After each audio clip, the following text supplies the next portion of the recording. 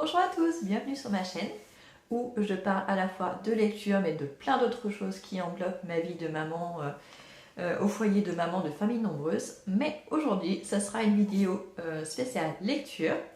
J'ai décidé de répondre au tag quelle lectrice je suis, que j'ai découvert sur la chaîne de Sylvie Le Bonheur en mots il y a quelques semaines. Je ne connaissais pas du tout ce tag pour la simple et bonne raison que je suis pas vraiment les chaînes qui parlent de littérature. Je les regarde un petit peu plus ces derniers temps, mais avant je ne les regardais pas, je ne savais même pas que ça existait en fait. Alors que moi-même je fais des vidéos sur les livres que je lis depuis plus d'un an, mais je ne sais pas pourquoi, je ne savais pas que ça existait. Voilà, mais donc je me suis dit que ça pourrait être une bonne idée de répondre à ce tag pour ceux qui ne me connaissent pas très bien. Et bah voilà, pour vous expliquer un petit peu quelles sont mes habitudes en termes de lecture et tout ça. Donc j'ai pioché quelques petites questions que j'ai vues dans la vidéo de Sylvie, mais aussi dans d'autres vidéos que je suis allée voir après. J'ai pas noté toutes les questions parce qu'il y en a qui ne me concernent pas ou je n'ai rien à dire. Mais donc du coup j'en ai noté quelques-unes et j'ai essayé de répondre à ça le plus honnêtement possible et le plus clairement possible. C'est parti. Donc déjà je vais peut-être vous présenter un petit peu parce que ça va en dire un petit peu plus aussi sur ma manière de lire. Donc j'ai actuellement 37 ans, je suis maman de 5 enfants, assez jeune parce que le plus grand n'a même pas encore 12 ans. Et en fait, quand j'étais enfant, même adolescente, jusqu'à mes 18 ans, j'étais une très grande lectrice. Je lisais énormément. Déjà parce que à l'époque, il n'y avait pas toutes les nouvelles technologies, il n'y avait pas les téléphones, les consoles de jeux et tout ça. Et même si ça existait avant mes 18 ans, c'est quand même très cher, donc j'y avais pas forcément accès. Et par contre, j'avais vachement accès aux livres. Déjà, à la maison, on avait quand même pas mal de livres. Vu que j'étais la dernière d'une famille nombreuse, c'est vrai que tous mes frères et sœurs avaient quand même pas mal de livres, ne serait-ce que ceux qu'ils devaient lire pour l'école. J'avais accès à une bibliothèque à l'école, après au CDI du collège, après au lycée. Donc j'ai toujours eu accès à des livres et j'étais très grande consommatrice.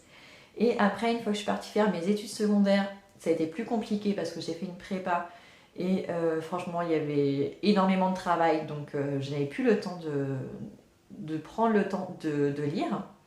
Et après la prépa, ça a été pareil, enchaînement du reste de mes études. Après, quand j'ai arrêté mes études, que j'ai commencé à travailler, pareil, j'étais tellement fatiguée, je n'avais plus envie de lire ni de faire quoi que ce soit. Donc, petit à petit, j'ai déserté la lecture. Après, j'ai eu les enfants et franchement, depuis 10 ans, enfin pendant 10 ans, je crois que je devais lire un livre par an. Je sais que j'en lisais à chaque fois un quand j'étais à la maternité, mais pas forcément plus. Je n'allais plus vers les livres et je ne sais pas ce qui m'a fait me désintéresser, mais j'étais complètement coupée du monde de la lecture, des livres et tout ça. Et pourtant, je continuais à acheter des livres pour mes enfants, à leur lire beaucoup d'histoires, mais je n'en achetais plus pour moi, je ne m'inscrivais même pas à la bibliothèque. Donc voilà. Et il y a un peu plus d'un an, j'ai eu vachement envie d'un seul coup de reprendre la lecture, de me plonger dans les livres et tout ça. Et c'est vrai qu'en arrivant ici, on avait accès à une bibliothèque qui est quand même assez bien fournie. Même celle, quand on était en Vendée, était quand même bien fournie, mais je ne sais pas pourquoi. Je n'empruntais pas souvent des livres. Je le faisais de temps en temps, mais j'avais pas spécialement envie de lire. Et il y a un peu plus d'un an, voilà, comme ça, d'un seul coup, j'ai eu vachement envie de lire. Et c'est ce qui m'a donné envie d'avoir une liseuse en fait. Et voilà, tout s'est enchaîné à ce moment-là, il y a un peu plus d'un an.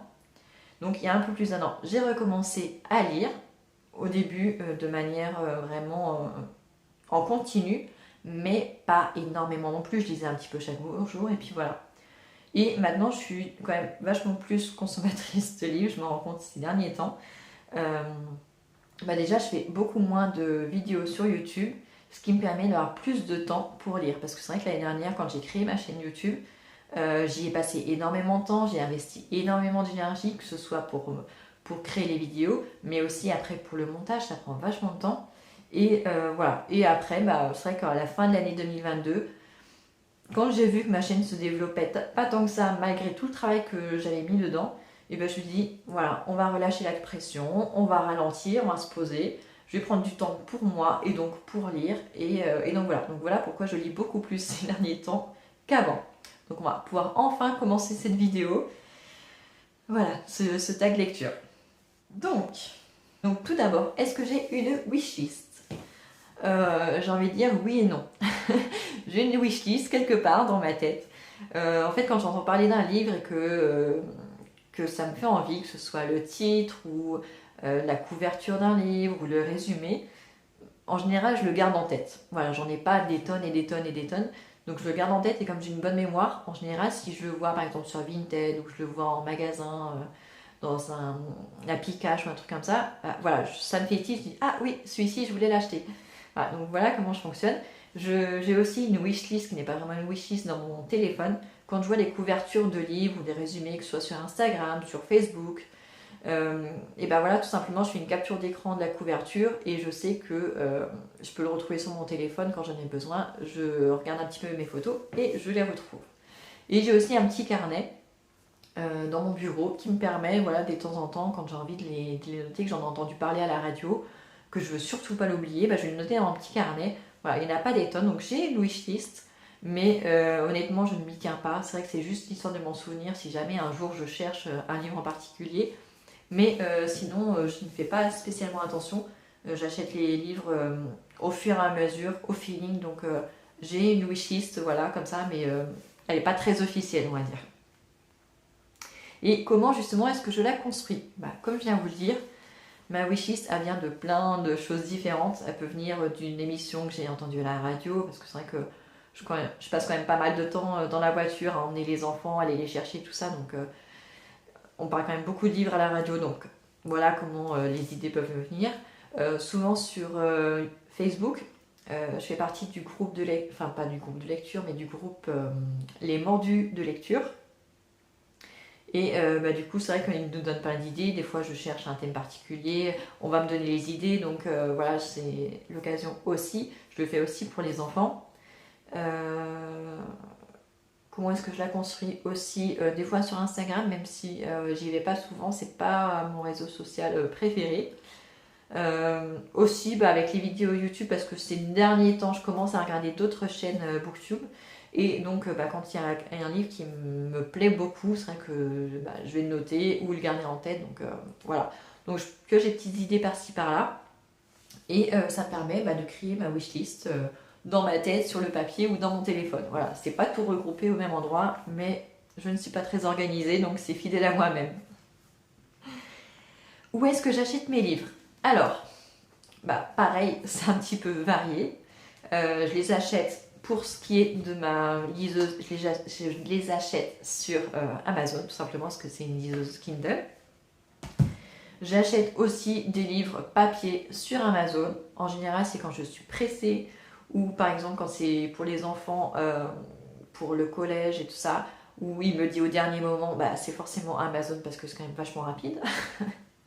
Voilà. Je vais très très rarement en librairie parce que déjà les livres neufs coûtent très cher. Et en plus, si je rentre dans une librairie, je vais me sentir obligée d'acheter un livre. Voilà, c'est plus fort que moi. Si je rentre, je ne peux pas ressortir les mains vides.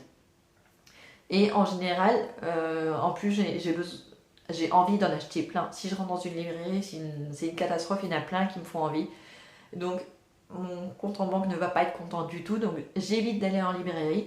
Et en plus, en librairie, dites-moi si je me trompe, mais on ne trouve que les romans récents en fait. On ne trouve pas des vieux livres. Donc moi, c'est pas forcément ce qui me correspond. Parce que en plus, je n'aime pas lire les livres dont tout le monde parle, qui vient de sortir et tout ça. J'aime avoir ma propre opinion et du coup, j'essaie de lire les livres un petit peu en décalé par rapport aux autres. Voilà, pour être détachée de ce que les autres en ont pensé. Et sinon, j'achète aussi pas mal de livres sur Vinted, sur Rakuten, surtout avant parce que je trouve que maintenant c'est plus difficile de trouver les livres d'occasion dessus. Et aussi dans les boutiques d'achat-revente, genre Easy Cash, Happy Cash, voilà, les trucs de troc comme ça. J'y allais très souvent avant, là, moins souvent maintenant que je suis dans la région toulousaine. Mais quand j'étais dans l'Inde par exemple, il y en avait un où les livres étaient à 50 centimes et franchement, il y avait vraiment des pépites. Donc voilà, donc j'achète mes livres un petit peu partout. J'essaye de les trouver d'abord d'occasion. Et si vraiment il y a un livre qui me fait très très envie et que j'ai envie de le lire tout de suite et je le trouverai que neuf sur Amazon, je l'achète sur Amazon, c'est pas très grave. et aussi sur Kindle, où pour le coup, souvent ils sont moins chers en version numérique qu'en version papier. Voilà. Quand est-ce que je lis? Alors, avant, je lisais surtout le soir avant de dormir. Maintenant, ces dernières semaines, ces derniers mois, ça a beaucoup changé parce que j'ai plus de temps pour lire. Enfin, en tout cas, je prends plus de temps pour lire parce que bon, mes journées font toujours 24 heures, j'ai toujours les mêmes choses à faire qu'avant. Mais je prends des moments pour lire. Par exemple, le premier moment de la journée que je prends pour lire maintenant, c'est pendant que je bois mon café au petit déjeuner. Je me lève avant tout le monde, ne serait-ce que pour avoir 5-10 minutes tout seul, pour avoir le temps de me réveiller, parce que je suis vraiment pas du matin. Donc je me réveille la première, un petit peu en décalé avant de réveiller mon fils. Et pendant que je bois mon café, c'est mes premières minutes de lecture. Même si j'ai pas beaucoup de temps pour lire, ça me fait du bien. Avant, j'étais sur mon téléphone à regarder les infos qui venaient de tomber. Et je ne le fais plus. Je préfère lire mon bouquin. C'est quand même vachement plus agréable et on se réveille vachement plus en douceur. Donc je lis à ce moment-là de la journée. Ensuite, ça dépend des jours, mais en général, après le déjeuner, j'essaie d'avoir un temps calme avec mon fils, même s'il fait plus la sieste. Lui, il joue et moi, je suis à côté et j'essaie de lire. Donc, en général, je m'accorde entre une demi-heure et 1 heure, dans le meilleur des cas. Et voilà, quand on va au parc avec mon fils, pareil, maintenant, il est assez grand pour jouer tout seul dans le parc. Donc, j'emmène mon bouquin avec moi, je peux lire au parc aussi. J'emmène mon livre partout avec moi, ce qui fait que quand j'arrive en avance à un rendez-vous, je peux lire. Quand je vais chercher les enfants à l'école le soir, je suis obligée de partir un petit peu en avance pour avoir de la place pour me garer. J'emmène mon livre aussi avec moi, ça me permet d'avoir 5 minutes, 10 minutes, des fois un quart d'heure de lecture.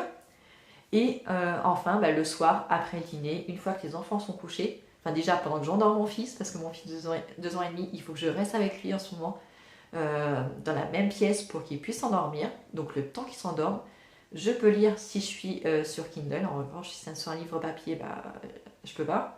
Et une fois que les enfants sont tous couchés et que tout le monde dort, là, je peux lire autant que je veux jusqu'à temps de me coucher. Donc voilà les différents moments où je peux lire. Il y a des petits moments aussi où je peux lire, c'est quand je cuisine. Si j'ai la chance de lire un livre en version e-book, je peux lire avec ma liseuse dans la main et cuisiner en même temps, donc ça c'est vraiment chouette. Mais par contre, si je suis sur un livre papier, je peux pas le faire. Enfin, je pourrais le faire, mais je n'ai pas envie de le faire parce que j'ai pas envie de salir le livre. Il suffit d'une éclaboussure ou voilà. Donc je ne le fais jamais quand c'est un livre papier. Mais en revanche, si c'est un e-book avec ma liseuse, je peux lire en même temps que je cuisine. Et ça, c'est quand même super chouette parce que ça permet de lire vachement plus dans la journée, surtout quand vous êtes comme moi, vous passez quand même beaucoup de temps en cuisine. Est-ce que je fais des challenges? Non. Franchement, pour l'instant, je ne ressens pas du tout le besoin. J'ai vu ces derniers temps les différents challenges qui sont faits sur les différentes chaînes de Booktube. Et moi, ça ne me correspond pas du tout. Je vais vers des livres en fonction de mon feeling du moment, de mes envies. Et avoir un challenge avec plein de catégories différentes et tout ça, il faut cocher dans les cases. Déjà, je pense qu'il faut avoir beaucoup de livres chez soi pour pouvoir avoir autant de catégories possibles. Et en plus, ça oblige à lire tes livres à tel moment et tout ça. Voilà, je suis pas fan, ça ne me correspond pas du tout. En revanche, je pense que je vais me faire des petits défis par-ci par-là, soit sur un type de livre, soit sur un auteur, voilà, des petites choses comme ça. Donc ça, je vais essayer de me mettre ça en place dans les semaines qui viennent ou dans les mois qui viennent. Mais je ne fais pas de challenge. En tout cas, pour l'instant, je ne suis jamais tombée sur un challenge qui me faisait envie. Donc pour l'instant, je n'en ai jamais fait. Combien de livres est-ce que j'ai dans ma palle? Alors, ma palle, moi, ce que j'appelle ma palle, c'est tous les livres que j'ai à la maison que je n'ai pas encore lus. Voilà, moi, je n'ai pas une pile pour le mois ou pour le trimestre ou pour la saison. Voilà. Moi, c'est tout mélangé. Ce que je considère comme ma pile à livres, c'est tous les livres que j'ai à la maison que je n'ai pas encore lus. Et j'ai compté ce matin, justement, pour faire un short. Actuellement, je crois que j'en ai 11. J'en ai 11 en version papier. Après, sur la liseuse, j'ai pas regardé. Je dois en avoir quelques-uns qui sont déjà téléchargés. Mais je les compte pas parce que voilà. Si on les compte, je dois en avoir une quinzaine. Je dois avoir une pile à lire de à peu près 15 livres actuellement.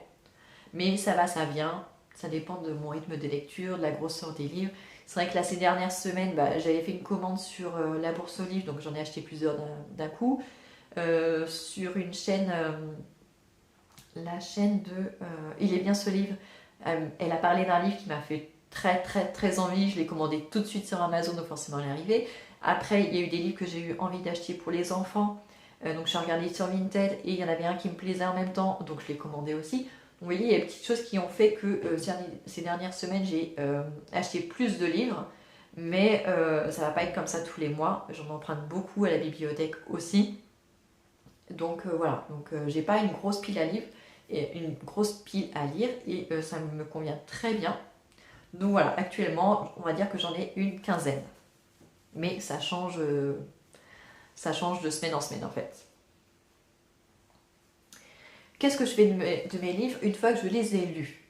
Alors, les livres que j'ai empruntés à la bibliothèque, j'attends le mercredi pour y aller avec les enfants pour rendre mes livres. Pour ceux que j'ai achetés, je les revends en général. Rares sont les livres que je garde à la maison, tout simplement parce qu'on n'a pas la place. On a une bibliothèque, une grande bibliothèque pour les livres des enfants que je garde parce qu'ils ont différents âges. Donc ceux que le grand a lus, les plus petits vont les lire au fur et à mesure. Donc ceux-là, je les garde. En revanche, moi, les livres que j'ai lus, si c'est des livres jeunesse, je les garde pour les enfants. Ils les liront quand ils veulent. Si c'est des livres que j'ai beaucoup aimés et que je sais que j'aurais envie que les enfants lisent plus tard, je vais les garder aussi. Mais la plupart du temps, je les remets en vente.